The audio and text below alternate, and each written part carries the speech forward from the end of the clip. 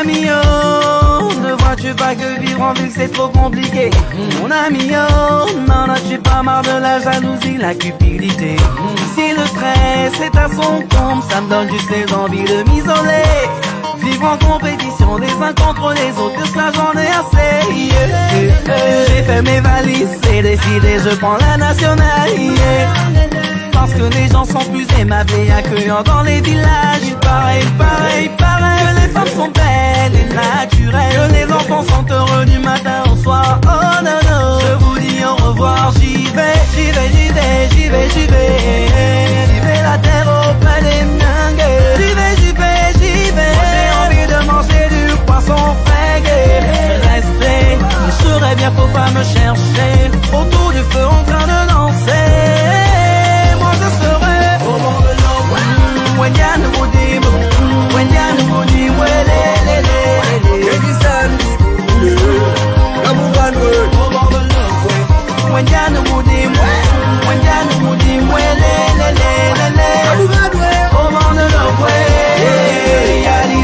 Petit frérot, j'ai moi-même pris ce chemin il y a quelques années. Ils ont crié de soi, opposé à la tradition, ils m'ont condamné. Ils m'ont traité de fou, ils m'ont décrété fou. Exilé au village, mais quelle idée. Mais moi j'ai coupé court, oui j'ai fait le saut. J'étais décidé, je retournais aux sources. Embrasser la bourse auprès des anciens. J'ai fini la course, au Karo Divanza, au Karo Minanga, Gonzambe, la Mwanga, Kebanga Banga. Parce que je savais que j'avais raison d'écouter cette voix. Celle qui m'appelait. Alors on contre d'une partie de moi au bord de l'eau. When Yann vous dit, au bord de l'eau. When Yann vous dit, au bord de l'eau.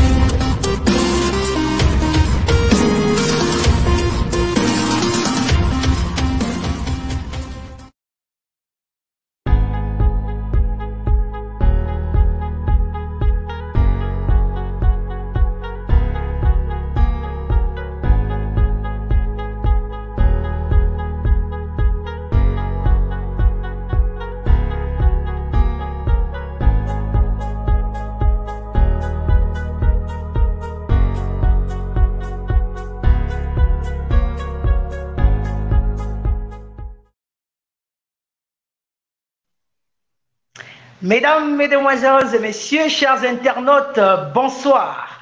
Et une fois de plus, bienvenue à votre numéro hebdomadaire, The Gabonese Diaspora Show of South Africa. Et je suis Eliezer Ngomat et je vous présente cette émission depuis Johannesburg, en Afrique du Sud. Juste à rappeler rapidement aux uns aux autres que le Gabonese Diaspora Show of South Africa est une plateforme dédiée aux Gabonais d'Afrique du Sud. Donc, que vous soyez dans les villes de Johannesburg, Pretoria, Cape Town, Vaal, ou que vous connaissez quelqu'un qui se trouve dans ces villes, bien cette émission est pour eux. Veillez s'il vous plaît, partagez le live dès maintenant. Donc, partagez-le sur vos pages, sur vos murs, à des amis et ensemble, nous discuterons des problèmes ou des questions importantes. Également, rappelez que ce show est hebdomadaire, comme je l'ai dit plus tôt. Chaque jeudi, nous nous retrouvons de 19h pile à 20h30 pour discuter des sujets académiques le plus souvent, mais également des questions communautaires, comme ce fut le cas la semaine dernière. Et pour le compte de ce soir en particulier, nous parlerons de la biotechnologie et des sciences pharmaceutiques.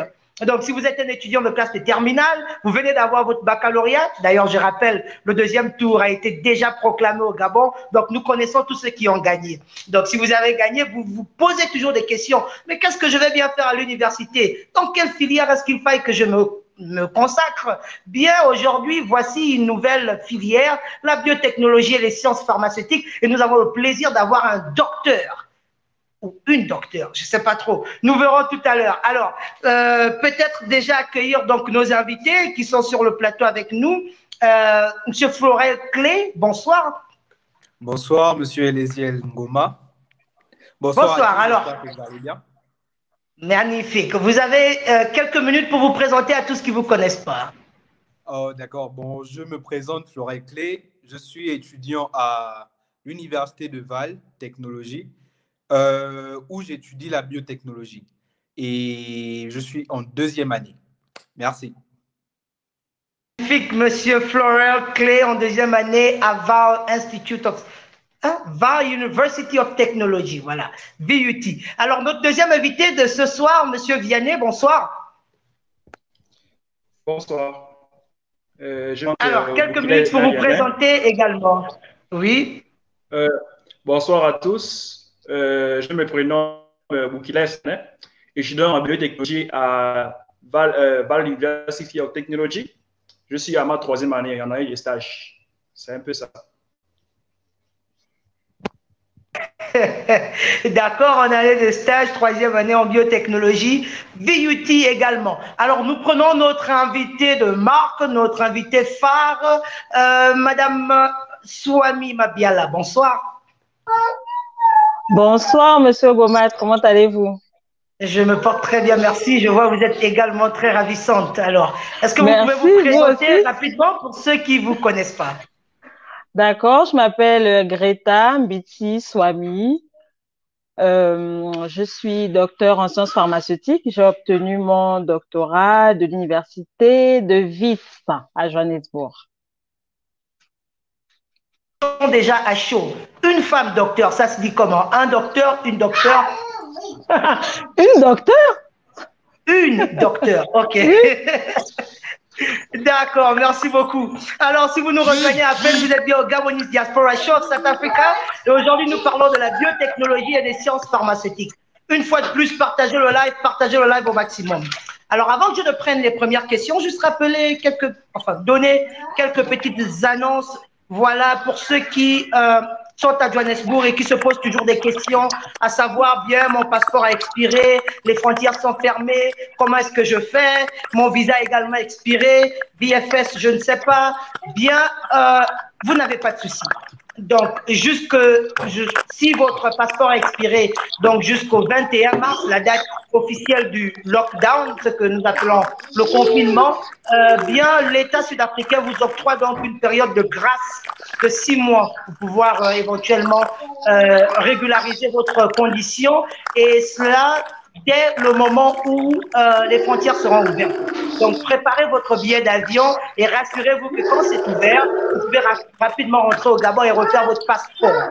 Maintenant, en ce qui concerne les visas, bien VFS a ouvert, vous pouvez désormais apply déjà en ligne pour renouveler votre visa. Je donnerai les autres annonces par la suite. Alors, nous prenons la première question. Je pense qu'elle vient de vous, Monsieur Florel Clé. Oui. Bon, ma première question elle concerne la biotechnologie et le progrès en Afrique. J'aimerais savoir ce que Madame Swami en pense, quel apport de la biotechnologie en Afrique présentement. Alors, déjà, il faudrait commencer peut-être par dire à toutes les personnes qui nous écoutent ce qu'est la biotechnologie pour que chacun sache de quoi il s'agit. Bon, comme le mot biotechnologie le laisse comprendre, la biotechnologie est l'alliance entre la biologie et la technologie. Donc, en fait, c'est un domaine qui recouvre l'ensemble des technologies et les applications ayant recours à l'utilisation ou à la modification de matériaux vivants dans un objectif de recherche scientifique ou dans un objectif commercial. Alors, à l'heure actuelle, les principaux secteurs d'activité qui utilisent au quotidien la biotechnologie sont l'industrie pharmaceutique, l'industrie cosmétique et l'industrie agroalimentaire. Alors, dans l'industrie pharmaceutique, la biotechnologie est utilisée surtout dans la production de nouvelles thérapies contre les maladies génétiques qui auparavant étaient jugées incurables. Grâce à la biotechnologie, nous pouvons dorénavant trouver des thérapies contre ces maladies. Au niveau cosmétique, lorsqu'on développe de nouveaux produits, par exemple pour la peau, il faut faire des tests. Avant, ces tests n'étaient faits que sur les animaux. Grâce à la biotechnologie, il est maintenant possible de créer une peau artificielle qui ressemble à la peau de l'être humain et de tester ces produits-là sur cette peau au lieu de prendre des animaux, parce que avec le test sur les animaux, il y a toute une panoplie d'éthique, de questions éthiques. Donc, c'est un peu difficile. Et sur le domaine alimentaire, il y a la création de plantes qui sont résistantes aux bactéries, l'amélioration du rendement des cultures. C'est dans ce cadre qu'on parle des OGM, des organismes génétiquement modifiés, dans l'agroalimentaire en général. Donc, la biotechnologie est très vaste. Ça, c'est juste quelques secteurs qui l'utilisent au quotidien. Et pour revenir à votre question, Monsieur Florel, qu'est-ce que la biotechnologie apporte en Afrique en ce moment? C'est ça la question, n'est-ce pas? Je dirais qu'elle apporte beaucoup. S'il faut se baser seulement sur les secteurs que j'ai énumérés plus haut, sur le secteur pharmaceutique, il y a beaucoup d'avancées qui se font aujourd'hui grâce à la biotechnologie, surtout en Afrique du Sud. Bon, je vais plus parler de l'Afrique du Sud parce que c'est le domaine dans lequel j'ai évolué, donc je vais me baser sur ça. Et c'est la même chose avec sur le domaine alimentaire. Ça leur permet de produire plus. Ça permet aux agriculteurs de faire plus de profit. Et c'est pareil pour les cosmétiques. De nos jours, beaucoup de make-up et tout ça. C'est bien que tout ça soit testé avant que ça n'arrive sur nos peaux. Donc, je pense que la biotechnologie contribue à beaucoup dans la recherche actuelle sur le continent africain. D'accord, magnifique. Alors, juste rappeler aux uns aux autres qui étudient en Afrique du Sud, sont passés par l'école de langue récemment, que les applications dans les universités fermeront ce 29 septembre. Donc, si vous ne l'avez pas déjà fait, UJ, VUT, VUT, on va à Pretoria et partout, même à Cape Town, CPUT, c'est le moment où jamais d'apply pour avoir une place à l'université. Alors, Monsieur Vianney, la question suivante.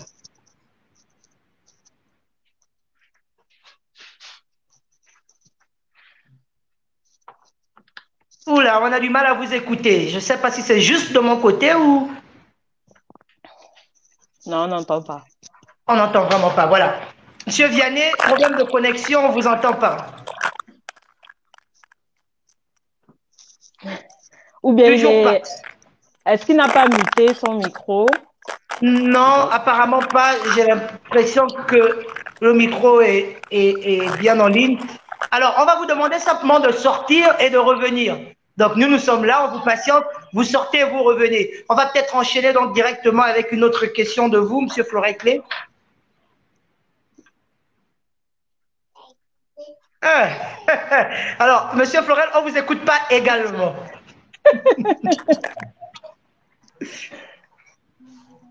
Essayez une fois de plus.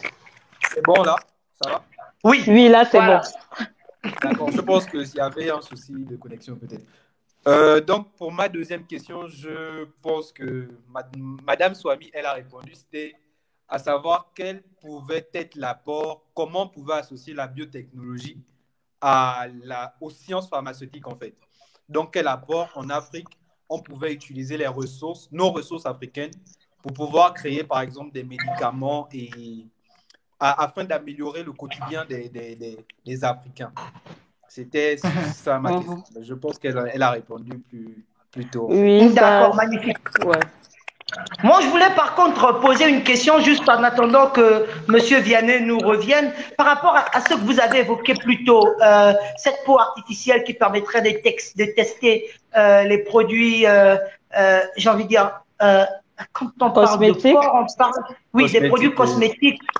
On parle de dermatologie, je pense, dermatologie. Oui, oui, oui. Alors, comment est-ce que ça se passe? Est-ce que ce sont des robots? Est-ce que c'est juste une peau comme ça artificielle? Est-ce que ça, on utilise ça au Gabon également? Alors, non, ce ne sont pas des robots, c'est juste une peau artificielle qu'on va créer en laboratoire et qui va être une mimique en fait de la peau humaine. Donc, il y aura les mêmes caractéristiques afin que si on fait des tests dessus, ils puissent être reproduits sur une peau humaine et donner des résultats qui se ressemblent en fait, semblables. Alors, est-ce que cette technologie est disponible au Gabon déjà? Là, je vous avoue que je ne sais pas. Je ne sais pas si nous sommes déjà capables de le faire au Gabon. Je n'ai pas l'information. D'accord. Merci. Alors, je vois, nous avons de retour Monsieur Vianney. Vous m'écoutez? Ouais, est-ce que là, vous m'écoutez bien? Là, Oui. Oui. Cette fois-ci, c'est bon. Ou bien? Ça va. C'est bon, là, vous m'entendez, c'est bon? Ou bien? On vous entend Oui. parfaitement. Vous pouvez poser votre question. Ok, d'accord. Ma question est la suivante. Parmi les étudiants inscrits en Afrique du Sud peuvent s'orienter dans les sciences, et particulièrement en sciences pharmaceutiques. Quels conseils pouvez-vous donner au vu de la configuration actuelle, en fait, et où le bon du secteur pharmaceutique, en fait? Quels conseils pouvez-vous donner aux étudiants et futurs bacheliers ou bacheliers que nous avons? Merci pour cette question. Mais bien sûr, je conseillerais aux étudiants de s'orienter dans les sciences pharmaceutiques. Comme vous l'avez dit vous-même, en ce moment précis, avec la pandémie que nous traversons, nous nous rendons compte de l'importance de ce domaine de recherche médicamenteuse, de recherche de vaccins et de recherche de thérapie en général. C'est vrai que les sciences sont, je vais dire quoi, difficiles. Beaucoup diront que les sciences sont difficiles, que les études sont longues et que, voilà, on trouvera toutes sortes d'obstacles.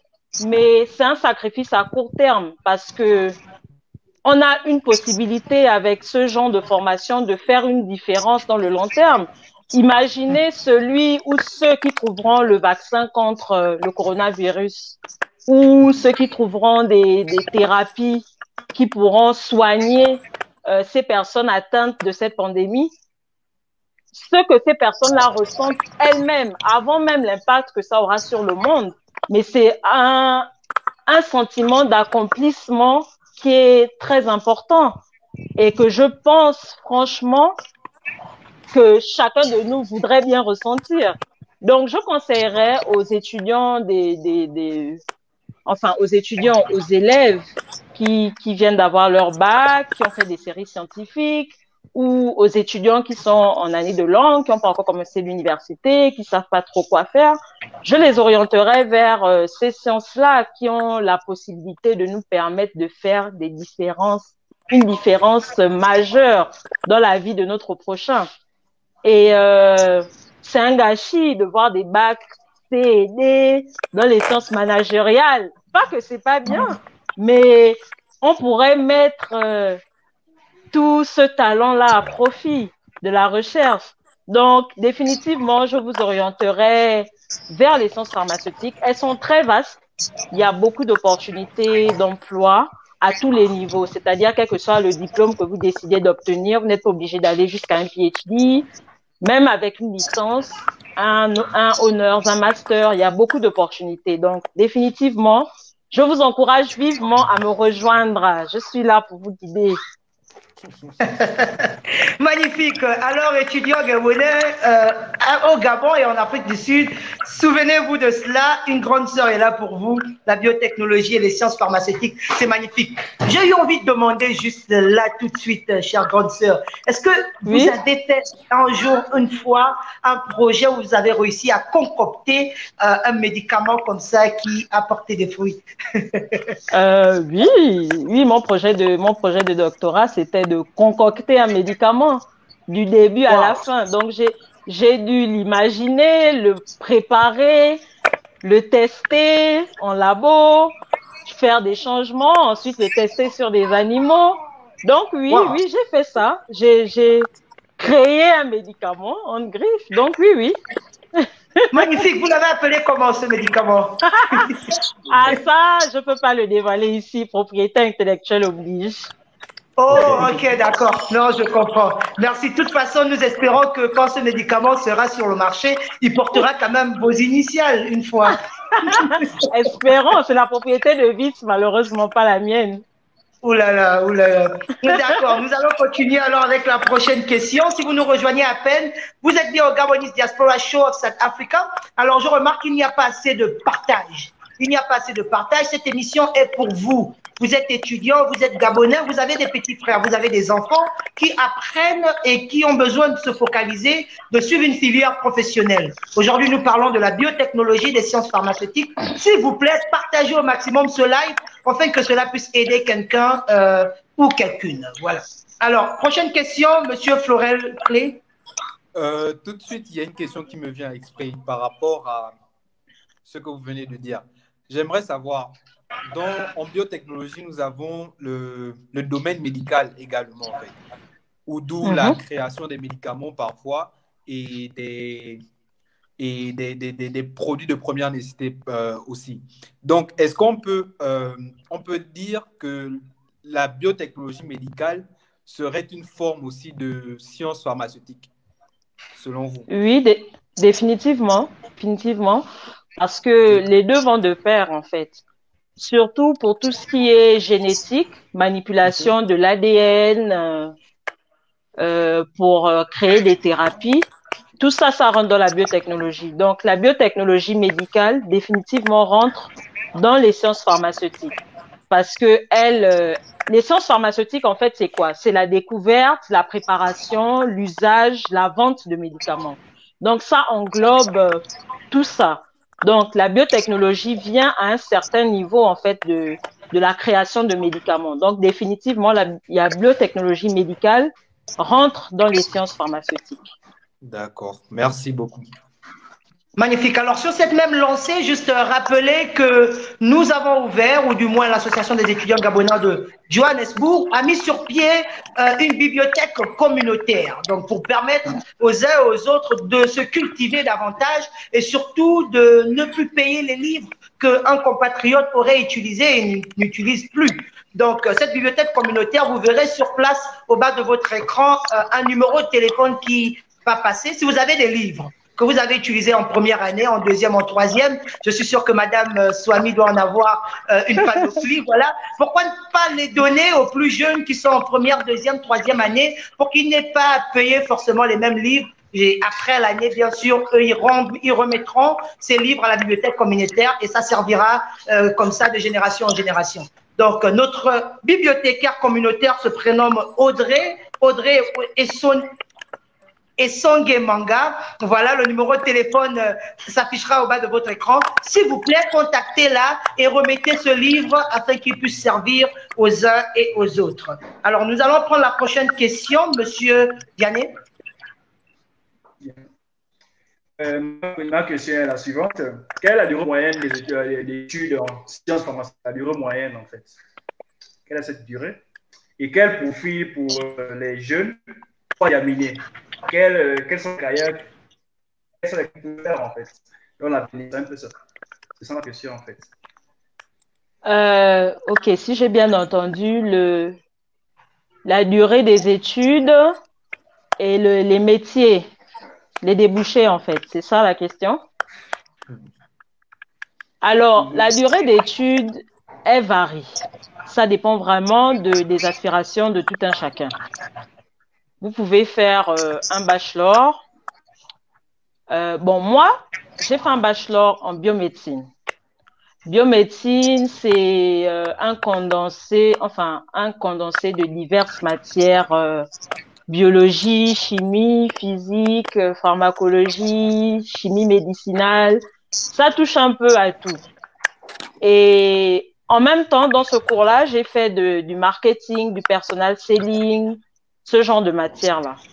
Alors, en sortant de là, après 3 ans, avoir fait par exemple biomédecine, vous pouvez être délégué médical, par exemple, faire dans la vente, le marketing des médicaments.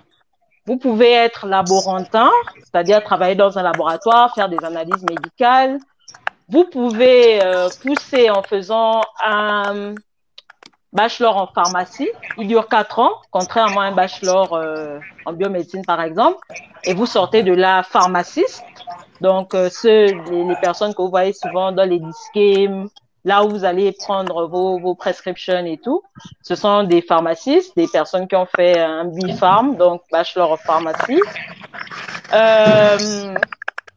Vous pouvez ensuite vous orienter vers tout ce qui est clinique, donc faire dans la recherche clinique, les essais cliniques, qui sont les tests de médicaments sur les êtres humains. C'est aussi une option. Vous pouvez faire ça. Vous pouvez être associé de recherche clinique. Vous pouvez faire dans tout ce qui est contrôle de qualité, c'est-à-dire assurer la sécurité des médicaments, s'assurer que lorsqu'on fait sortir un médicament sur le marché, la personne qui va consommer ce médicament sera safe. Vous pouvez faire dans ça, mais vraiment, il y a beaucoup de débouchés. Vous pouvez être chercheur, vous pouvez être enseignant, mais tout dépend de votre niveau d'études. Donc, si vous voulez faire un bachelor, je vais dire 4 ans, parce qu'il y a l'année de langue, 4 à 5 ans, parce qu'il y a des bachelors aussi de 4 ans, plus l'année de langue, ça vous fait 5 ans.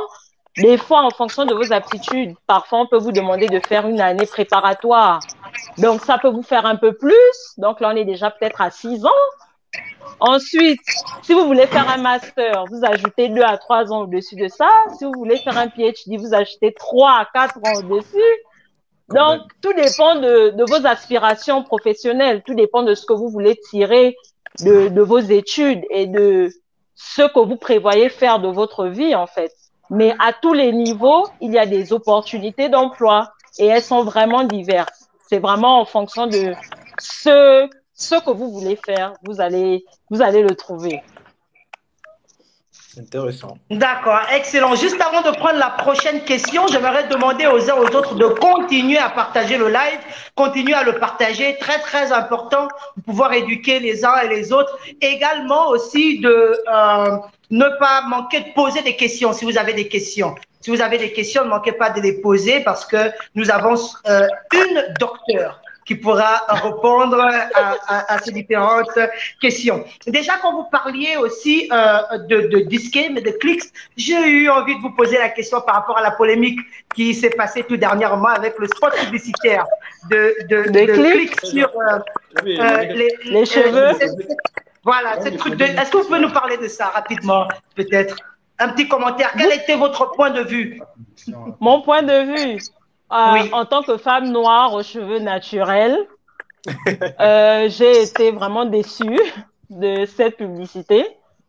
Ils sont venus après s'excuser et tout, mais je pense que on a eu le coup beaucoup trop de fois. Beaucoup trop de magasins font cette gaffe et ensuite ils viennent s'excuser. Donc, bon, moi, franchement, j'ai été déçue par cette campagne publicitaire. Je ne sais pas trop ce qu'ils ont voulu faire ressortir, mais ce qui est ressorti de là était dénigrant pour les femmes noires aux cheveux naturels. Donc, non, non et non. Absolument non. Alors, pour la petite histoire, pour ceux qui sont au Gabon et qui ne savent pas de quoi nous parlons, bien, il y a cette grande pharmacie ici que nous appelons Clix qui, dans leur publicité, ont fait sortir, voilà, 2 postes où il y avait une femme noire aux cheveux afro, comme nous les aimons d'ailleurs, et une femme blanche aux cheveux relaxés. Et ils ont dit non, laissez les cheveux sales, enfin pas sales, ils ont dit les cheveux maltraités et tout cela. Sec, abîmé. Voilà, sec et abîmé pour des cheveux meilleurs, jolis et tout cela, normaux, comme si nos dames africaines n'étaient pas elles normales. De toute façon, nous sommes tous contre cela. Alors, également rappeler que la semaine prochaine, nous aurons Monsieur Ambélé de Medical Aids, donc qui fait dans les assurances maladie pour toutes les personnes qui ont une assurance maladie mais ne savent pas comment l'utiliser et ne savent pas comment bénéficier des produits pharmaceutiques et des offres médicales que vous avez entre vos mains, mais vous souffrez malheureusement. Donc, Monsieur Ambélé viendra mieux expliquer comment l'étudiant gabonais peut bien sûr take advantage ou prendre avantage, voilà, des bénéfices qu'il a. Alors, nous continuerons avec la prochaine question directement. Je pense que c'est Monsieur Florel. Oui, Madame Swami, j'aimerais vous demander dans quel secteur, dans quel domaine vous êtes orienté après vos études? Est-ce que vous faites dans la recherche de médicaments ou bien dans quel secteur? Dans la recherche de médicaments, c'est bon. Pour moi, c'est une passion. J'ai toujours été attirée par tout ce qui est thérapie, aider les gens de passer de l'état, aider les personnes à passer de l'état malade à l'état en bonne santé. Donc, j'ai choisi le labo, j'ai choisi la recherche parce que c'est ce qui me passionne et c'est vraiment ce que j'aime. Mais dans mon parcours, quand j'étais en master, par exemple, j'ai travaillé sur un essai clinique qui est complètement différent de ce que je fais maintenant. J'ai travaillé en collaboration avec l'hôpital de Steve Biko Academic Hospital avec des patients pédiatriques, donc des enfants qui étaient atteints de différents cancers. Et c'était un essai clinique où on essayait deux formes d'un même médicament. Donc, un, on le donnait en intraveineuse et l'autre, on le donnait par voie orale et on essayait de voir lequel était le meilleur.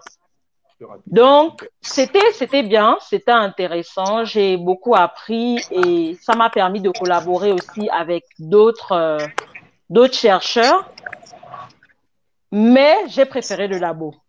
Donc, ça m'a donné une expérience dans ce domaine, mais moi, je préfère le labo.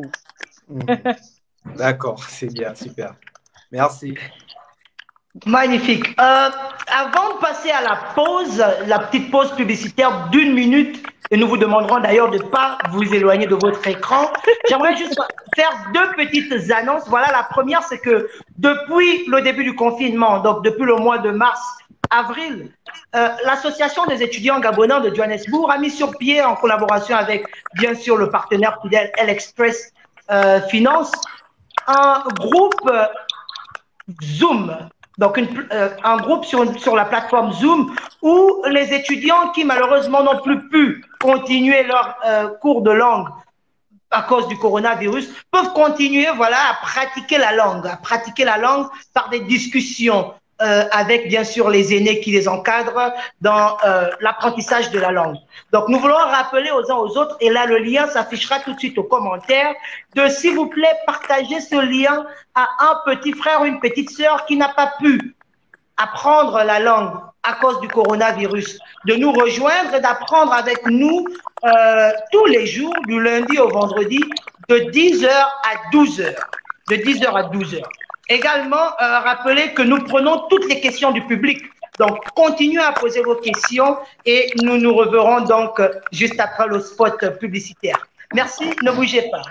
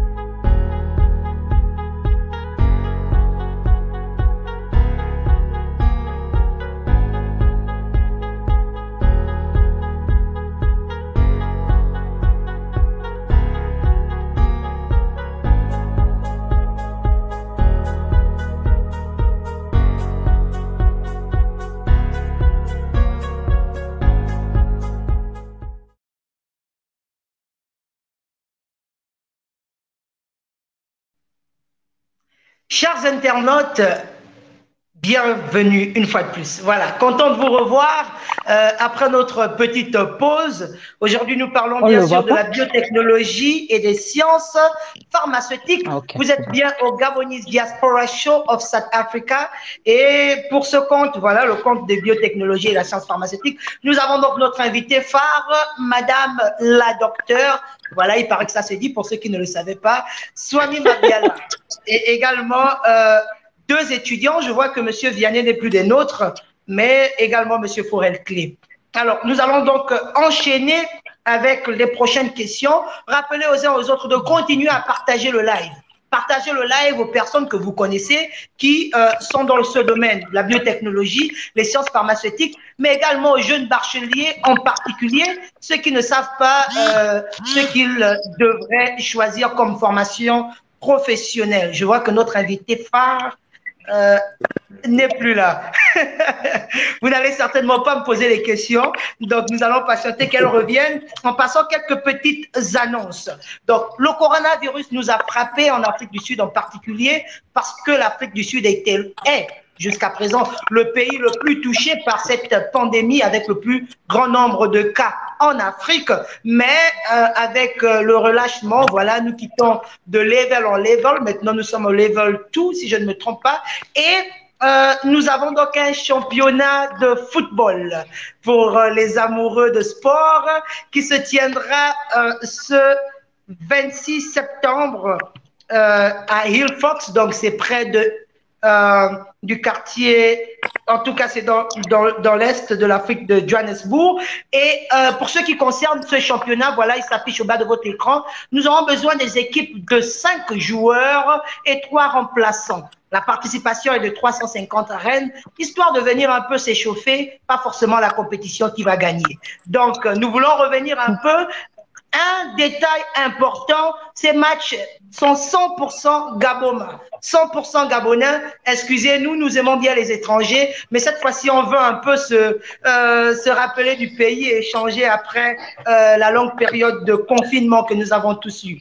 Alors, tout de suite, Monsieur Vianney, la prochaine question.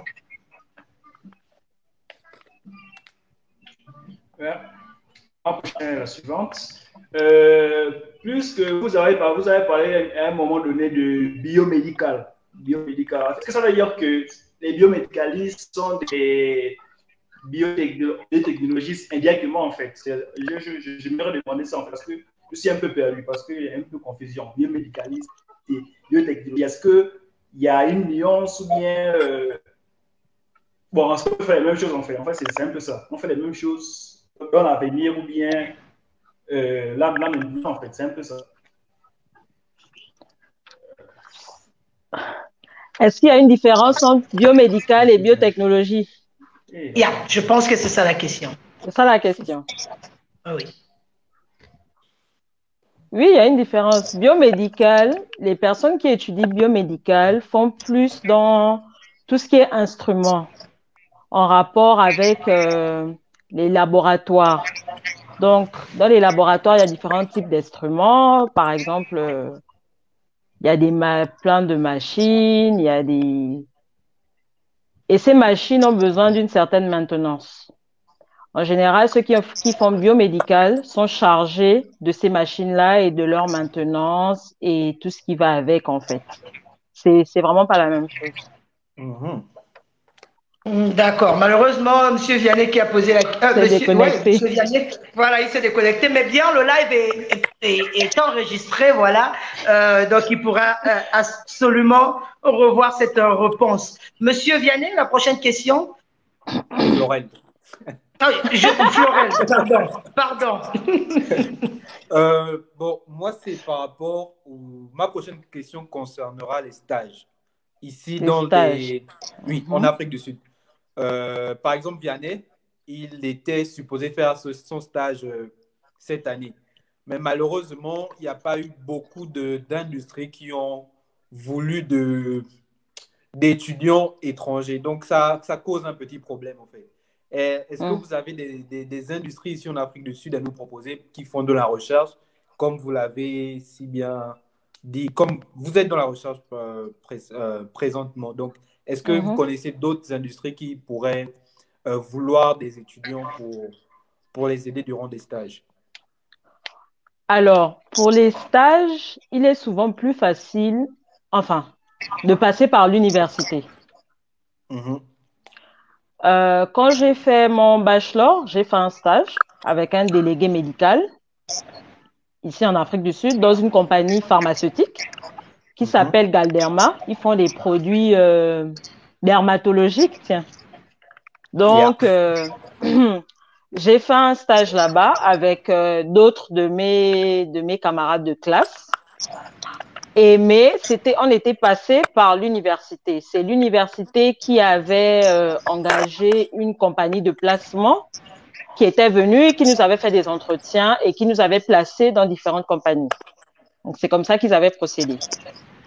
Ensuite, je m'arrangeais à chaque fois que j'allais en vacances au Gabon à essayer de faire aussi des stages là-bas. Et c'est dans ce cadre que j'ai fait un stage, par exemple, au laboratoire de biochimie du CUS. J'ai fait un stage à l'IFAMETRA, l'Institut de pharmacologie, de pharmacopée et de médecine traditionnelle du Gabon. J'ai fait du volontariat à l'Union médicale. Il faut s'exposer. Il faut pas rester assis. Il faut se faire des contacts. Parce que c'est les personnes qu'on rencontre au quotidien qui peuvent nous aider demain à avoir des stages, en fait. Il faut pas se rapprocher des gens juste quand on a besoin de quelque chose. Il faut déjà créer certaines relations qui, pourront nous aider dans un sens ou un autre. Quand j'étais en master aussi, pendant que je faisais mon master, j'étais interne aussi au centre de recherche clinique de mon université, l'université de Pretoria. C'est aussi... Il faut parler, il faut rentrer en contact. Par exemple, moi, c'est par mon superviseur. Je lui ai demandé si c'était possible de faire quelque chose de professionnel pendant que je faisais mon master. Et il m'a aidé à avoir ce stage. Mais ce sont des stages qui sont là, en fait, et qui sont ouverts. C'est vrai que priorité aux Sud-Africains, mais ce n'est pas que pour les Sud-Africains. Si vous vous démarquez d'une certaine manière, vous pouvez y avoir accès. Si vous avez les bons contacts, vous pouvez y avoir accès. J'ai fait ce stage école, j'ai envie de dire, pendant que je faisais mon master. Je l'ai fait pendant 3 ans. Il était rémunéré d'une certaine façon. Donc, ça vous fait de l'argent en plus. Ça aide à beaucoup de niveaux. Ça vous expose au monde professionnel. Ça vous permet d'avoir un petit extra pour faire quelque chose d'autre. Et c'est vraiment important de s'exposer et de rencontrer j'ai envie de dire quoi, pas rencontrer les bonnes personnes, mais de profiter des relations que nous avons en fait pour accéder à certaines facilités. Donc c'est vrai qu'il y a obstacle lorsqu'on est étranger, mais ce n'est pas impossible. Souvent c'est nous qui n'avons pas la bonne information. Et des fois, nos universités ont l'information, mais on ne pense pas peut-être à se rapprocher d'elles en premier. On pense souvent à chercher de nous-mêmes et c'est souvent plus difficile. Quand on n'a pas de contact, on est perdu, on ne sait pas trop comment faire. Donc, je vous encourage à vous rapprocher de votre faculté déjà, peut-être du chef de département, essayez de voir s'il peut vous orienter. Et à partir de là, peut-être parler aux étudiants qui étaient aussi là avant vous, qui ont déjà fini, comment ils ont fait pour avoir leur stage et tout ça. Ça aide en fait. Merci. Absolument. Merci beaucoup, Madame Swami. Il y a quelque chose d'important que j'aimerais réitérer une fois de plus. Le fait de sortir, voilà, de ne pas rester dans son cocon et d'aller à la rencontre des personnes qui demain vous aideront absolument. Parce que il y a une phrase célèbre en Afrique du Sud qui dit « Your net worth is determined by your network ». Donc, votre richesse est déterminée par votre réseau. Les personnes que vous rencontrez au quotidien sont les personnes qui feront de vous la personne que vous serez demain. En Afrique du Sud, il y a beaucoup de centres de convention. Galagata, Santon Convention Center, autant d'endroits où chaque jour, il y a des conférences, il y a des conventions, il y a des rencontres professionnelles et on rencontre peu d'étudiants et encore moins de Gabonais. parce que chacun veut rester dans son coin. Et il faut prendre part à ce genre de conférences et là on rencontre. Et le deuxième point, et cela nous le rappelons chaque semaine, nous essayons de mettre en place des groupes de soutien. Nous avons commencé par des groupes WhatsApp sur chaque filière. Donc, nous avons parlé, par exemple, des accountants, ceux qui font dans les accounting, c'est quoi déjà? Dans la comptabilité. Voilà, dans la comptabilité. Ils se regroupent, ils sont ensemble dans un groupe WhatsApp et là, ils peuvent échanger des opportunités. Par exemple, je le disais la semaine dernière, les étudiants de Haïti ont commencé un projet où ils sont en train de monter une application qui sera bientôt disponible sur les différentes plateformes.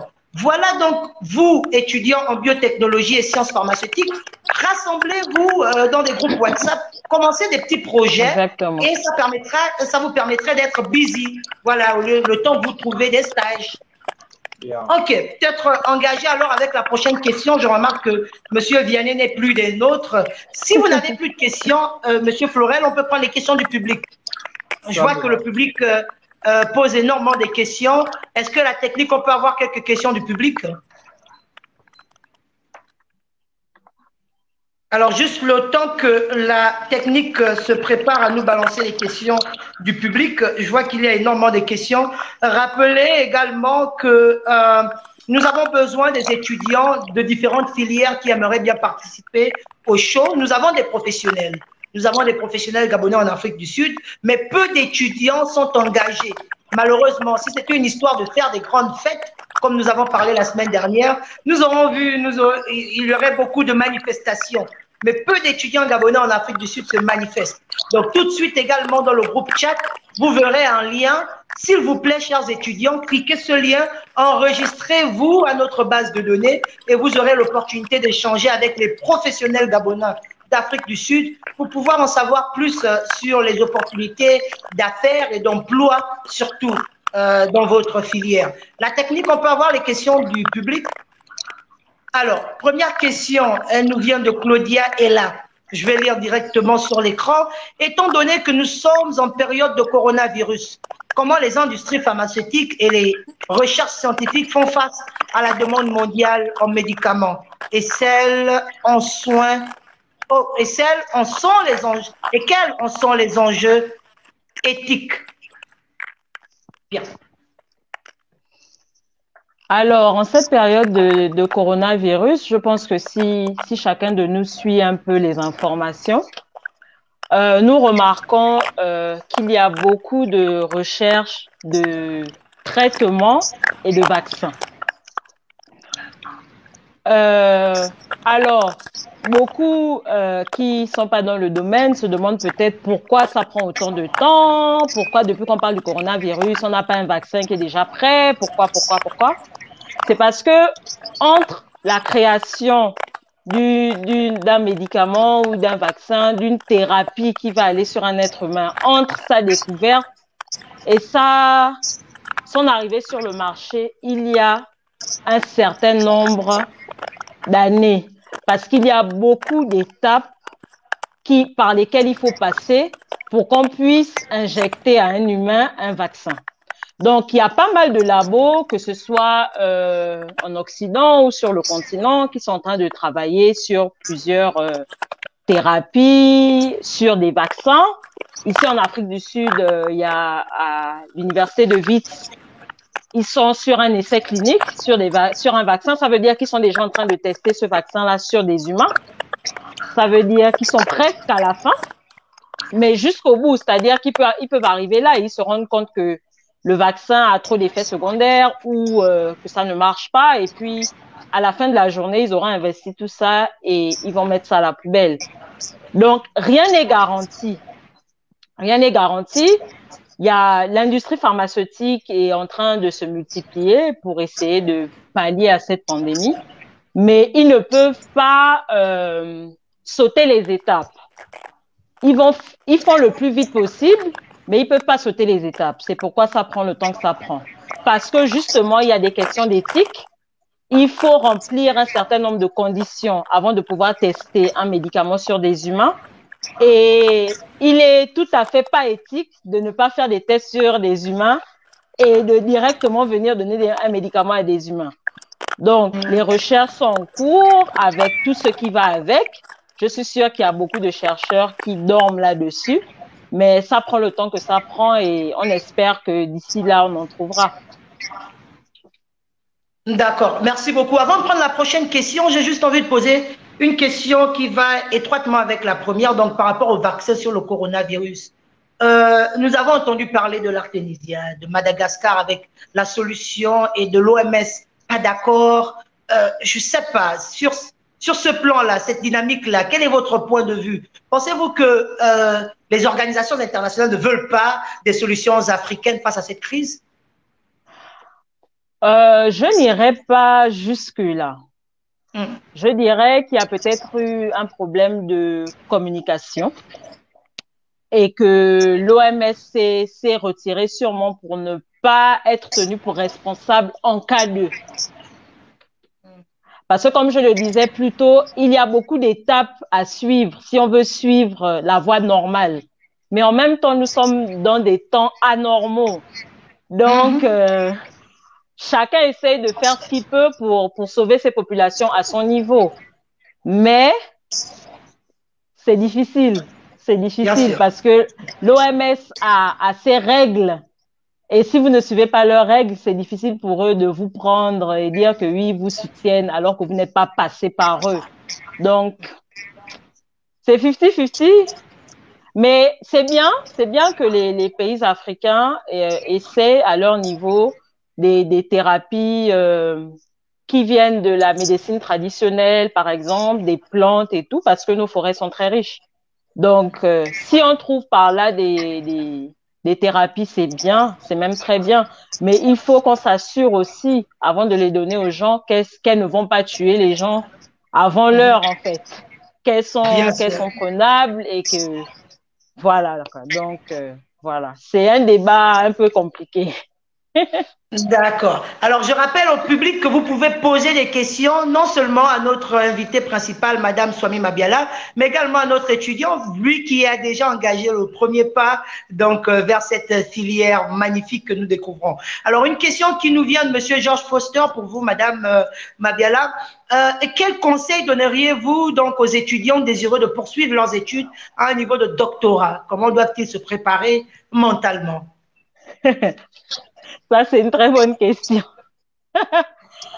Alors, pour faire un doctorat, surtout en recherche, il faut beaucoup de patience et de persévérance. Donc, premier conseil, soyez patient. Quand j'ai commencé la recherche, je pense que j'étais en honors, pharmacologie. Mon prof nous avait dit une chose, que si vous faites une expérience au labo la première fois et qu'elle marche, c'est qu'il y a un problème. Donc, c'est essai sur essai sur essai avant que ça ne marche. Donc, il faut vraiment être patient et il faut être déterminé. Sinon, beaucoup abandonnent. Les statistiques en Afrique du Sud sont là. Beaucoup arrivent en doctorat. Mais entre le nombre qui arrive et celui qui graduate, il y a une grande différence parce que beaucoup en chemin baissent les bras parce que c'est vraiment pas facile. C'est vraiment pas facile parce que ça demande vraiment beaucoup de sacrifices. Beaucoup de sacrifices à tous les niveaux. Et c'est pas facile. Donc, il faut vraiment être déterminé. Il faut être passionné. Il faut persévérer, finir ce qu'on commence. Sinon, il sera facile de commencer et d'abandonner. Et il faut, après, chacun a ses croyances et tout le reste, mais il faut avoir déjà un entourage qui nous supporte dans ce qu'on veut faire. Donc, si, je sais pas, au niveau de l'Afrique du Sud, si vous avez une famille, si vous avez des amis, si vous êtes en couple, il faut que toutes ces personnes-là vous encouragent dans ce que vous faites. Ça vous donnera beaucoup de force mentale. Et il faut être fort. Il faut être fort, en un mot. faut être fort. Et j'ai envie de dire, il faut beaucoup prier. C'est pourquoi je dis chacun ses croyances. Mais si vous croyez en Dieu, il faut beaucoup prier parce que c'est difficile. C'est difficile. Il y a beaucoup d'obstacles. Mais quand ça ne va pas, si vous voulez pleurer, ben, il faut pleurer. Mais faut tomber, Voilà. vous allez tomber, mais il faut toujours vous relever, en fait. Et il faut voir l'objectif, il faut avoir votre objectif en vue et savoir que tous ces sacrifices-là, les récompenses seront meilleures, en fait. Bien sûr, si vous êtes bruitiste, il faut beaucoup danser. Alors, une autre question qui nous vient d'Image Peter et elle dit ceci. Y a-t-il des opportunités d'emploi pour des pharmaciens ou pharmaciennes venant de l'étranger en Afrique du Sud? Donc, je pense qu'elle vient de la perspective de quelqu'un qui parlerait le français, pays francophone, venant en Afrique du Sud. Y a-t-il des opportunités? Rien qu'aux francophones. Si la personne est bilingue, je dirais oui, sans hésiter. Si la personne ne parle pas anglais, ça va un peu se compliquer. Parce que même, des fois, il y a des compagnies francophones qui cherchent, par exemple, un pharmacien. Mais le fait que nous soyons dans un pays anglophone, ils vont toujours demander que vous soyez au moins bilingue. Même si vous travaillez en français, il faut que vous ayez cette base en anglais, en fait. Donc, purement francophone, ce sera difficile. Il faudra quand même passer, si la personne est déjà qualifiée, il faudra quand même qu'elle fasse des cours de langue et qu'elle ait son anglais au point pour pouvoir avoir plus d'opportunités, en fait. Oui. Oui. Mais sinon, bon, quand la personne vient de l'étranger, il faudra qu'elle fasse une équivalence de ses diplômes. Il y a pas mal d'étapes à suivre avant d'arriver à la demande d'emploi. Mais si la personne suit toutes ces étapes et que la personne fait des cours d'anglais pour pouvoir au moins communiquer en anglais, je suis sûre qu'elle peut trouver de bonnes opportunités sur place. D'accord, merci. Alors, moi, je vais poser une question directe donc à Monsieur Forel-Clé, juste pour savoir quelle a été donc votre interaction avec cette formation. Donc, premier contact avec la biotechnologie et les sciences pharmaceutiques, et quel est votre point de vue avec la formation jusque-là? Bon, déjà à la base, lorsque je suis venu en Afrique du Sud, je voulais faire en médecine. Seulement, à cause de mes recherches, j'ai découvert la biotechnologie et ça m'a un peu fasciné dans le sens où, en étant étudiant, vous apprenez tel le monde de votre environnement, du sol sur lequel vous marchez. Et à vrai dire, tout cela m'a fasciné et j'ai voulu découvrir un peu plus davantage. Comment, à partir d'une certaine feuille, tu peux développer un produit qui peut être utile à la santé d'un humain. Et tout ça, en fait, ça me fascine. C'est pour ça que je suis resté dans la biotechnologie. Donc, c'est un peu ça, en fait. Et par la suite, j'aimerais bien faire biotechnologie médicale. So, c'est un peu dans cette voie que je suis en train d'aller. Biotechnologie médicale, avec pour but ultime de nous fabriquer une machine de désinfection coronavirus. Bien sûr. Alors, une question ou un commentaire, je vois, donc juste un commentaire. Et la technique l'a vite enlevé, je n'ai pas pu lire malheureusement. Donc, si vous nous rejoignez à peine, vous êtes bien au Gabonese Diaspora Show of South Africa, donc une initiative de la compagnie d'envoi d'argent L-Express et de l'association des étudiants gabonais de Johannesburg pour rassembler chaque semaine 2 étudiants et un professionnel gabonais en Afrique du Sud, discuter de différentes filières de formation qui sont offertes en terre sud-africaine. Également orienter donc les jeunes gabonais qui viennent terminer leur terminale, donc leur baccalauréat, pour plus ou moins s'orienter sur les différentes filières qu'il y a ici. Et également, si vous souhaitez prendre part donc, à ces échanges, n'oubliez pas de vous inscrire au lien qui est sur les commentaires et notre équipe technique se fera le plaisir de vous contacter, d'échanger avec vous pour que dans les prochains jours, lors de nos échanges, vous soyez des nôtres. Alors, y a-t-il d'autres questions du public au niveau de la régie?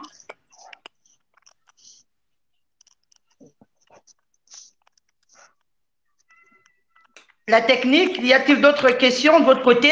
Ou monsieur Flore Clé, vous avez d'autres questions peut-être?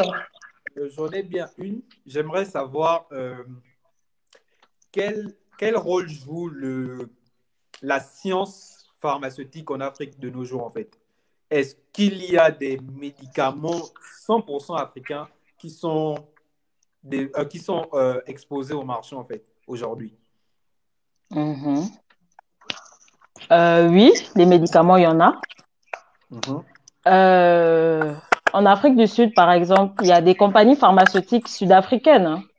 C'est vrai qu'il y a beaucoup de compagnies étrangères qui sont juste installées ici, mais il y a aussi des compagnies pharmaceutiques purement sud-africaines. Beaucoup font dans tout ce qui est générique. Donc, par exemple, je vais prendre un exemple pour que tout le monde essaie de comprendre ce qu'est un générique. Les Ferragans, par exemple. Mhm. C'est un médicament qui a été créé par une certaine compagnie qui a eu une propriété intellectuelle. Ensuite, la propriété intellectuelle a une durée de 7 ans. Donc, de 15 ans, pardon. Après 15 ans, tout le monde a le droit de faire les Ferralgans. C'est juste de ne pas l'appeler les Ferralgans, en fait. D'accord. Donc, moi, je peux me lever, faire Efferalgan et appeler ça Greta. Mais c'est la même molécule, c'est exactement le même médicament et le revendre moins cher. C'est ce qu'on appelle un générique. D'accord. Ok. Donc, il y a beaucoup de compagnies qui font dans les génériques, par exemple, et c'est purement sud-africain. Il y en a qui font de la recherche depuis le début parce que pour faire les médicaments originaux, il faut avoir des facilités de recherche, en fait. Il faut avoir des labos, il faut avoir tout un arsenal qui fait en sorte que vous pouvez créer un médicament de A à Z. Beaucoup de labos n'ont pas ça, enfin beaucoup de compagnies n'ont pas ça, donc ils prennent le train en marche et puis ils font les génériques. Mais même au Gabon, il y a bon, c'est vrai que c'est pas 100% gabonais, parce que c'est une compagnie qui s'est installée au Gabon qui s'appelle la Santé pharmaceutique, qui fait dans la production de médicaments. Ils font des comprimés, ils font des sirops, ils font des pommades, ils font des gélules. Donc, oui, définitivement, il y a des médicaments africains sur le marché. Ça, oui. Ok. Et des médicaments gabonais aussi, non? Comment ça, non? Il y a des médicaments gabonais, surtout à Non, je base demande. Il y a Ah des oui. médicaments gabonais, surtout à base de plantes. Oh, ok, Parce que d'accord. c'est ce que l'IFAMETRA fait, en gros. Ils font dans la pharmacopée la médecine traditionnelle et puis de là, ils tirent des médicaments qui peuvent être utilisés par le public. Donc oui. D'accord, magnifique. Bien, vous êtes bien au Gabonese Diaspora Show. Je demande à la technique s'il y a d'autres questions de les envoyer. S'il n'y a pas, je vais juste donner deux, trois petites dernières annonces. Déjà rappeler qu'il y a le tournoi de football ce 26 septembre au niveau de Rodopont, donc c'est près de Clearwater. 5 joueurs, 3 remplaçants. C'est toujours le coronavirus, donc on essaie de ne pas être trop nombreux. Pas besoin de supporters, c'est juste pour transpirer. Et 100% Gabonais, voilà, juste pour échanger entre les uns et les autres. Également rappeler qu'aujourd'hui, nous parlions de la Tu ne biotechnologie poses et pas de des questions. sciences pharmaceutiques et nous Mais les avions gens, comme il n'y avait invité pas beaucoup de la questions. docteure Ils sont en train de Greta finir, non? Swami Mabiala. D'accord. Je pense que nous n'avons plus de retour du public. Donc, sur ce, nous allons se dire certainement au revoir et à nous revoir la semaine prochaine pour parler donc de assurances maladie et comment est-ce que l'étudiant gabonais en Afrique du Sud peut-il faire pour mieux appréhender et prendre profit de cela. Et juste avant, un mot de fin de chacun. Monsieur Forel-Clé. Déjà, j'aimerais vous remercier pour l'opportunité que vous m'avez donnée. C'était vraiment un grand plaisir d'apprendre de Madame Swami. Et j'avoue que là, ma culture générale a été un peu plus remplie concernant les débouchés de la biotechnologie et de la pharmacie. Donc, merci à vous et c'était vraiment magnifique. D'accord. Merci également à vous d'avoir accepté notre invitation. Madame Greta Swami Mabila. Oui, merci pour l'invitation déjà. C'est un plaisir pour moi d'échanger avec les plus jeunes. Ce sont des opportunités que nous n'avons pas eues quand nous avons commencé. Donc, je pense qu'ils devraient vraiment en profiter. Et donc, je vous remercie pour cette invitation et pour ce partage. Et j'attends encore les questions. Comment ça, il n'y a plus de questions? Où sont tous les... Ça, vous voyez, ça prouve qu'il n'y a pas les étudiants en sciences sont rares. Voilà, c'est bien une preuve de cela parce que en moyenne, nous avons encore du temps. L'émission est censée terminer à 20h30. Mais envoyez des questions. Il me semble que, voilà, comment utiliser l'Iboga, voilà, à des fins médicales, médicinales, pardon. Comment utiliser l'Iboga à des fins médicinales? Il faut d'abord identifier pour quelle fin médicinale, pour traiter quelle pathologie. Et ensuite, il y a tout un processus de purification, de dosage, comment administrer ça. Est-ce que vous voulez administrer ça dans un comprimé? Est-ce que c'est par voie cutanée? Tout dépend de ce que vous voulez faire, en fait. Mais à partir du moment où on décide, par exemple, qu'on veut utiliser l'Iboga pour soigner une pathologie particulière, il y a tout un processus qui sera mis en place pour le purifier et pour donner le dosage nécessaire aux patients.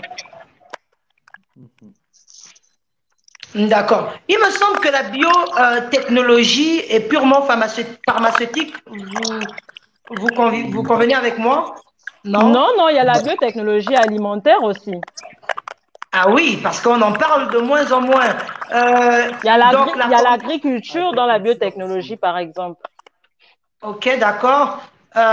Donc, vous pouvez également quelqu'un peut spécialiser donc, dans l'agriculture et étudier la biotechnologie. Bien sûr, bien sûr. Et qu'est-ce que cette personne fait en général? Ben, je vais demander à Florel de répondre. Voilà, Florel.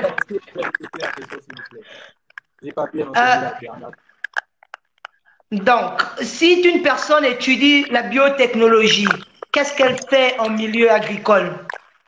En milieu agricole, elle essaye de rendre le rendement agricole un peu meilleur. Et par rapport à l'élevage aussi, elle essaie de voir si les animaux qui sont élevés ne peuvent pas grandir un peu plus vite pour que tout cela soit fait sainement par rapport à utiliser des mauvaises méthodes qui rendront les êtres humains malades. Donc, c'est un peu ça c'est un peu dans ce sens-là que la biotechnologie agricole travaille. D'accord. Bon, moi, j'ai une question un peu controversante parce que je me dis, les aliments, c'est naturel. Vous, maintenant, scientifique, vous venez apporter une touche particulière à ces aliments. Est-ce que vous ne pensez pas qu'il y a un petit truc contradictoire là entre la façon naturelle de production des sols et la façon dont vous amplifiez le rendement? Pas réellement, parce que lorsqu'un biotechnologiste touche le sol, c'est pour savoir dans quelle mesure il peut le rendre encore meilleur, mais pas en le changeant, on va dire, pas en ajoutant une touche ou bien quelque chose. Non, il essaye juste d'étudier et il essaye de voir comment, si ce sol-là peut donner ça, est-ce qu'il peut donner quelque chose de meilleur en fait. C'est un peu ça en fait. On ne touche pas réellement on n'ajoute pas en fait quelque chose d'extra, si vous voulez. On n'ajoute pas des trucs qui vont juste booster ça comme ça en fait. Je ne sais pas trop comment le dire. Je ne sais pas si vous comprenez un peu ce que je veux dire. Oui, je pense comprendre, peut-être Madame Swami de renchérir. Est-ce qu'un biotechnologiste, par exemple, gabonais, peut faire pousser au Gabon des pommes? Peu quoi? Peut, peut, Excusez-moi, j'ai pas entendu. peut faire pousser, par exemple, au Gabon des pommes? Des pommes. Je sais qu'au Gabon, je pense pas que des pommes peuvent y pousser naturellement. Mais est-ce qu'un Mhm, biotechnologiste peut donc améliorer peut-être nos sols pour pouvoir favoriser donc cette mhm. production-là? Définitivement, c'est possible. C'est possible. Ok. C'est pourquoi vous voyez ici, des fois, on a l'impression qu'on n'a plus de fruits de saison, par exemple. Parce qu'au Gabon, il y a des fruits de saison. C'est que là, c'est la saison des mangues, là, ce sont des ananas. Mais ici, il y a des fruits qui sont là tout le temps, en fait. Oui. C'est parce qu'il y en a beaucoup qui sont produits en utilisant la biotechnologie, donc ils ne dépendent plus réellement des saisons. D'accord. Je prends donc une question de Monsieur Swami Mabiala Stéphane, votre époux. Madame, la pharmacie gabonaise peut, à travers les espaces et essences protégés, peut-elle devenir un marché de De niche, niche. pardon, dans cette industrie? Oui, définitivement. Ça revient un peu à la question sur l'iboga tout à l'heure. Si on identifie, déjà, il y a beaucoup comme j'ai dit plus tôt, notre forêt est très riche. Et il y a des médecins traditionnels qui savent à quoi servent beaucoup de plantes pour guérir plusieurs pathologies. Alors, si il y avait une collaboration entre ces médecins traditionnels et la médecine moderne pour essayer d'identifier différentes espèces et essences, comme il a mis dans sa question, protégées, à quoi elles peuvent servir, qu'est-ce qu'elles peuvent soigner, et se mettre ensemble, médecins traditionnels, médecins modernes, scientifiques, chercheurs, et faire sortir de tout cela des thérapies qu'on pourrait exporter. Définitivement, définitivement. Beaucoup de pays africains ont toujours recours à la médecine traditionnelle. Beaucoup y retournent même après que cette médecine ait été délaissée pour la médecine moderne parce que elle a été critiquée du manque d'évidence scientifique. Beaucoup retournent à la médecine traditionnelle et beaucoup en zone rurale n'ont accès qu'à cette médecine-là. Donc, beaucoup le font de toute façon. Ça revient moins cher, c'est plus accessible, c'est la personne qu'on connaît, contrairement au docteur. Donc, l'idéal serait des partenariats entre les médecins traditionnels, les médecins modernes, les scientifiques, pour identifier ces différentes essences, ces différentes plantes qui pourraient aider dans comment on appelle ça, dans la thérapie de plusieurs pathologies. Et c'est déjà en train d'être fait. Au Gabon, par exemple, ils ont fait un recensement en 2017-2018 de tous les médecins traditionnels du Gabon, dans l'optique, en fait, d'arriver à ça, d'arriver à entrer en collaboration avec eux, afin que ces remèdes faits maison deviennent, comment dire, vulgarisés et qu'on puisse en faire quelque chose. Et pourquoi pas les exporter si ça marche? Ouais. D'accord, Donc, magnifique. ils ont fait le recensement, on attend la suite pour voir après comment ça va se passer et on espère que ça ira dans le bon sens. On espère tout ça, en effet. Alors, une question à double volet pour vous, Monsieur Florel Clé. Je suis Gabonais et je viens d'avoir mon baccalauréat en série A1, B, D, C et j'en passe. Quelles sont les matières clés et les moyennes qu'il me faut pour entrer dans une université ou une école professionnelle en Afrique du Sud, en biotechnologie ou sciences pharmaceutiques? Deuxième volet, quelles sont donc ces institutions-là qui pourront m'accueillir? Euh, Si, en étant nouveau bachelier, les moyennes et matières conseillées seraient une note à peu près de 14, qui varie de 14 à plus. Dans les matières mathématiques, physique, chimie, biologie, anglais. Ces matières-là, c'est les matières clés qui sont recherchées en Afrique du Sud. Et si vous voulez apply dans certaines universités, il y a UJ, l'université de Johannesburg, TUT à Pretoria, dans le cadre scientifique. Il y a VUT aussi qui accueille. Il y a à Cape Town, des universités à Cape Town qui accueillent également. Donc, le choix est fait en fait. Du moment où vous avez votre base en anglais, faites pour entrer dans votre école de langue, vous maîtrisez, on va dire, la langue, vous pouvez appliquer n'importe où en fait. Tout le choix maintenant dépend de vous.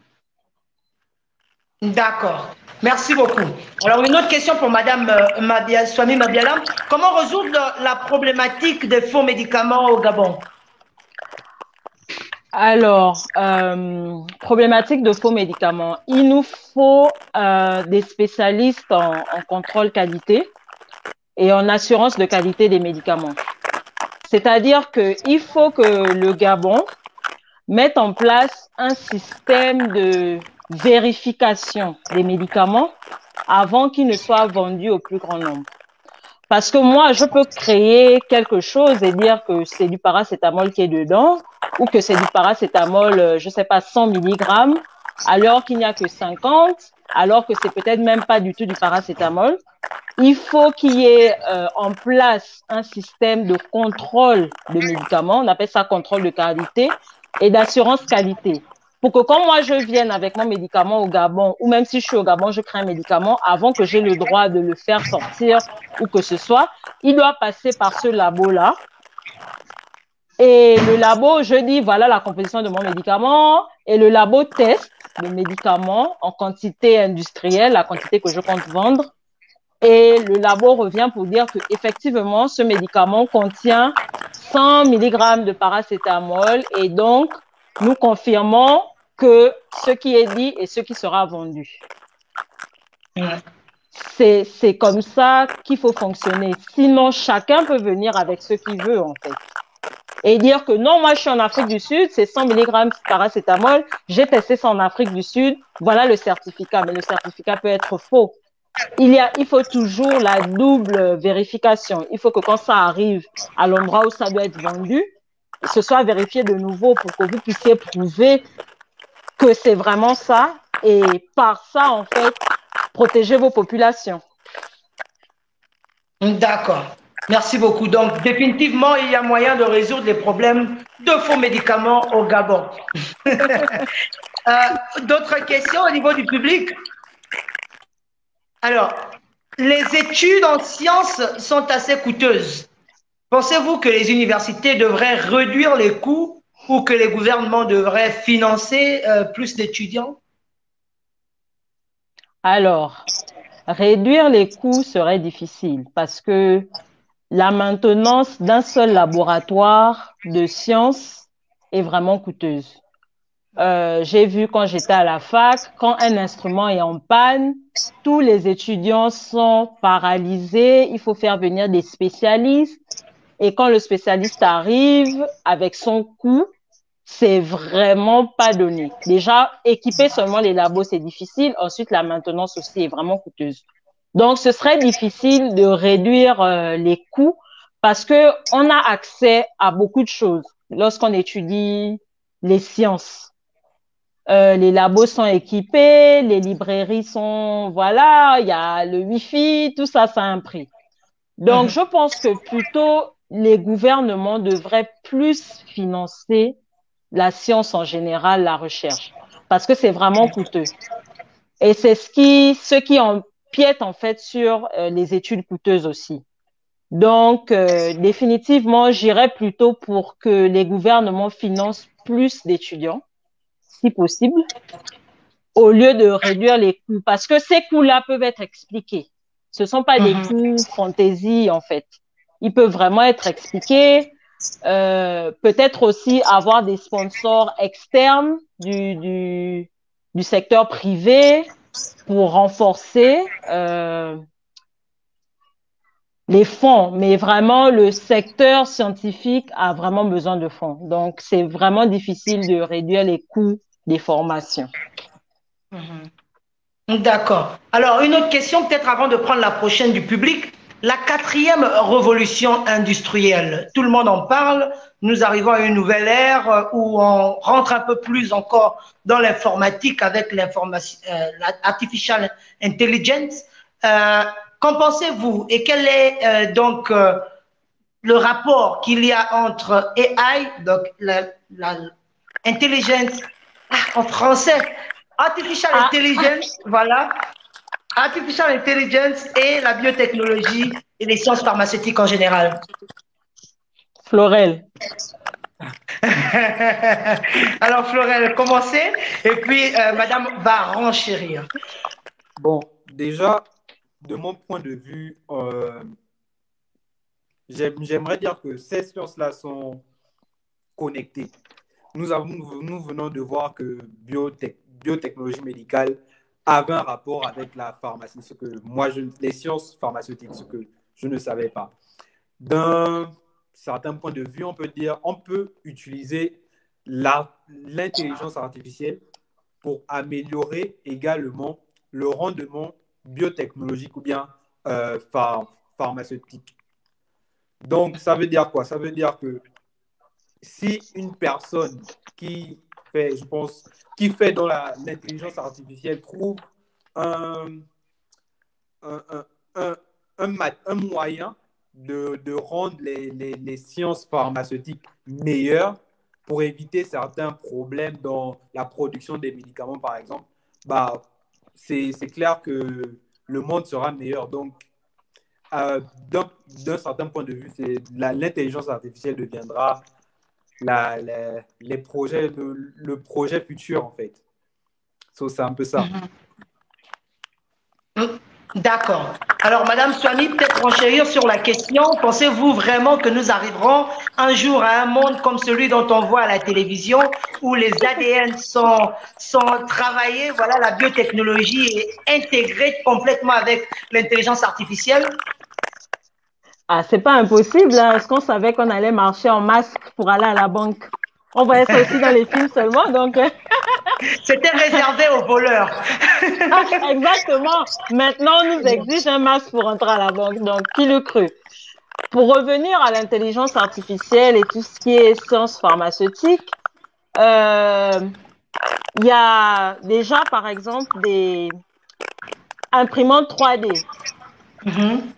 Alors, une imprimante 3D dans le domaine de la fabrication de médicaments, c'est une imprimante qui peut vous imprimer un comprimé, par exemple, ou qui peut vous imprimer un joint. Si quelqu'un s'est cassé un genou et vous devez ajouter un joint à son genou, ça peut vous imprimer ça déjà. Donc, je pense que déjà ça, ce sont des avancées auxquelles on n'aurait jamais pensé avant. Ce sont des machines qui existent. On en a une dans notre département, dans le département dans lequel j'étais à Vitz. J'avais des collègues qui travaillaient dessus. C'est vraiment impressionnant. Donc, je me dis que avec le temps, définitivement, parce qu'il y a déjà une filière qui s'appelle bioinformatique. Donc, c'est la biologie et l'informatique pour faire les séquences ADN et les séquences génétiques et tout le reste. Donc, avec le temps et l'évolution de ces technologies-là, définitivement, elles vont toutes s'intégrer et on verra ce que ça va donner si on sera comme dans les films. D'accord. Alors, nous prenons une autre question du public qui nous vient de l'ENEMP. Voilà, c'est un nom comme ça. Bonsoir. Concernant la production et ou la fabrication de produits pharmaceutiques qui naturellement impliquent l'intervention de professionnels de disciplines diverses, ingénieurs, chercheurs, scientifiques, etc. À quel niveau de ce procédé de transformation, ce procédé de transformation intervient, pardon, je vais juste mieux regarder, intervient la scientifique que vous êtes? Ok, j'espère que vous saisissez la question. Oui. Alors, En effet, la production, fabrication de médicaments implique différents acteurs. La scientifique que je suis et non le design déjà.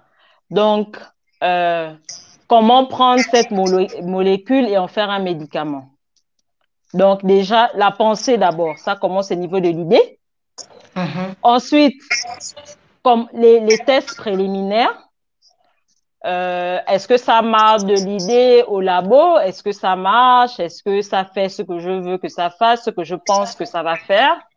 Tous ces différents tests-là, je les fais. Ensuite, quand j'arrive à un certain niveau où je pense que, bon, j'ai le médicament qu'il me faut, à ce niveau, je fais intervenir quelqu'un d'autre. Ceux qui font dans les bioinformatiques, les statisticiens, tout cela va rentrer en jeu pour me dire que, OK, c'est vrai que tu as l'impression d'avoir trouvé le médicament qui marche, mais tu devrais aussi essayer, il y a des softwares qui vont vous montrer, tu devrais essayer de faire tant de formulations différentes et à partir de là, tu auras la meilleure des formulations qu'il te faut. Donc, ça s'appelle l'optimisation du médicament. Donc, une fois cette phase-là passée, qui aura impliqué d'autres personnes, je reprends et je fais toutes ces formules-là et je les teste d'une certaine façon pour déterminer laquelle est la meilleure. Quand je suis satisfaite avec ça, je suis sûre qu'au niveau du labo, tout est comme je veux, je passe à l'étude animale. L'étude animale, ça dépend des modèles, de ce qu'on veut tester. On peut utiliser des rats, on peut utiliser des souris, des cochons, des lapins, ça dépend vraiment. On passe à l'étude animale. Donc, pour faire l'étude animale, il y a d'autres personnes qui rentrent en compte. Je dois d'abord aller passer par un comité d'éthique qui doit approuver, qui doit dire oui, vous avez le droit de tester ce médicament sur vos animaux parce que vos études préliminaires montrent qu'il n'est pas toxique. Je le teste sur mes animaux. Il y a des personnes, il y a des labos de maintenance animale qui ne font que ça, qui s'occupent seulement du test des médicaments sur les animaux. Donc, toutes ces personnes-là vont m'aider. Il y a des vétérinaires, il y a si l'animal doit subir une chirurgie, par exemple. Ces personnes-là rentrent en compte.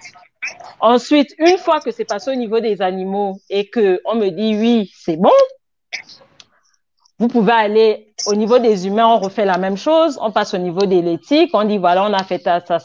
Maintenant, on veut passer au niveau des humains. On nous donne l'accord, on passe au niveau des humains.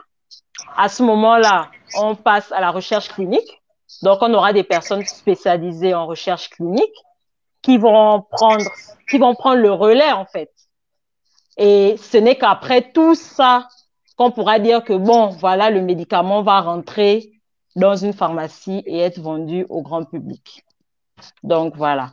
Il y a plusieurs étapes et je suis à plusieurs étapes différentes. Et entre les étapes, il y a d'autres scientifiques qui rentrent en jeu.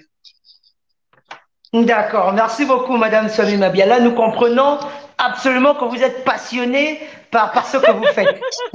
Il faut bien. Et pour une fois, nous avons eu un invité qui a challengé le public pour dire envoyez. D'accord. Je pense que cette fois-ci, nous sommes arrivés plus ou moins au temps qui nous était donné. Voilà, nous remercions les uns et les autres qui sont restés bien connectés alors que nous avons échangé ensemble sur ce sujet, sur la biotechnologie et les sciences pharmaceutiques. Nous voulons rappeler aux uns aux autres que si vous souhaitez participer donc à cet échange, s'il vous plaît, veuillez vous inscrire au lien qui est sur les commentaires. Également rappeler qu'il y a des groupes WhatsApp qui sont mis sur pied pour éventuellement accentuer ou du moins continuer la discussion par rapport à ces sujets que nous évoquons ici. Je vous ai déjà fait passer pour des mots de fin, chers invités. Je ne sais pas si vous vouliez ajouter quelque chose de plus. Ou non, ça va? Je veux juste encourager tous les étudiants à aller vers l'information parce que l'information ne vient pas à nous. C'est à nous de chercher. C'est à nous de nous rapprocher des personnes nécessaires pour savoir où aller au lieu de se perdre en chemin. Il est mieux de demander, de se diriger vers les personnes nécessaires quand il faut collaborer avec les autres. Ça ne fera qu'enrichir nos connaissances, en fait.